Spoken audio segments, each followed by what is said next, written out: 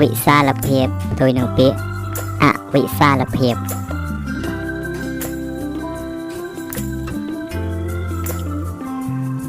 ពាក្យវិហិង្សាផ្ទុយនឹងពាក្យអហិង្សាឬពាក្យអហិង្សាពាក្យវិសមានចិត្តផ្ទុយនឹងពាក្យសមានចិត្ត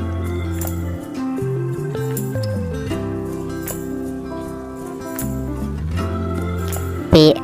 វិរូបផ្ទុយនឹងពាក្យសុរូប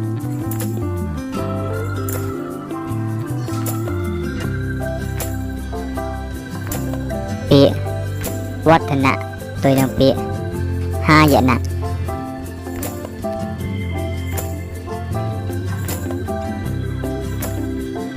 ពាក្យ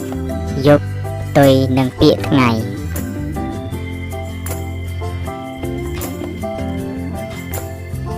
ពាក្យយុត្តិធម៌ផ្ទុយនឹងពាក្យអយុត្តិធម៌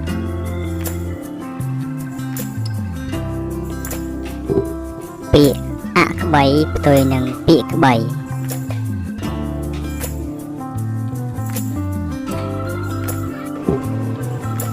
ពាក្យអតរភាពផ្ទុយនឹងពាក្យអនេតរភាពពាក្យអសបរិសកម្មផ្ទុយនឹងពាក្យសបរិសកម្ម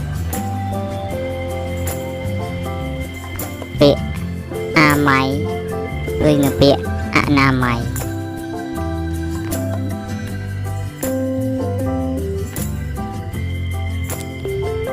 ពាក្យអំពីផ្ទុយនឹងពាក្យចាក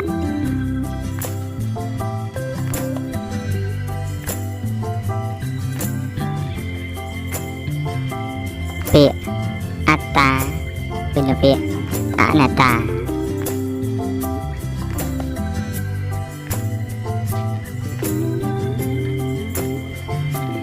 ពាក្យ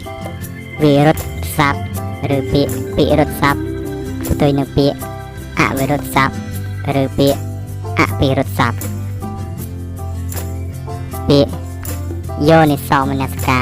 ផ្ទុយនឹងពាក្យអយោនិសោមនសិកា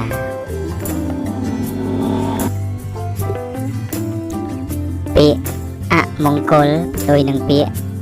មង្គល